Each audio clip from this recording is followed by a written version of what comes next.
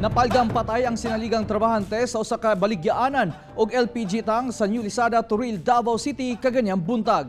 Ano ang report ni Sheila Vergara Rubio?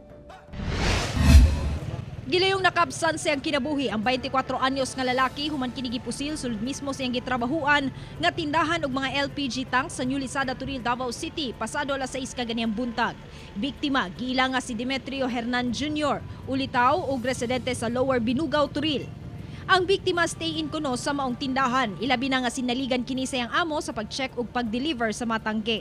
Sigun sa iyang bayaw nga si Giovanni Obligado, nga wala siya nahibaw-an nga gikabangi sa biktima nga posibleng muhimo niini kaniya. Yan, nawa ko kabalo.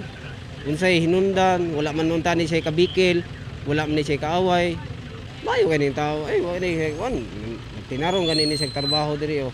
Gisaligan gani siya sa iyang amo diri. Gipanubayan pa sa kapulisan ang ugat hinungdan sa mong insidente. Ingon man ang pagpangayag detalye sa tag-iya sa mong tindahan kung doon bay nangawala nga gamit og kwarta o kung dunay kabikil ang biktima uban pa. Kani isa ka delivery boy nga si Herman Demetrio Junior no taga Lower Binugaw na ano na pusil sa karon ginasusi pa sa Turil Police Station kung unsa hinungdan motibo o unsa ang kaning whereabouts pod aning ato ang kaning biktima.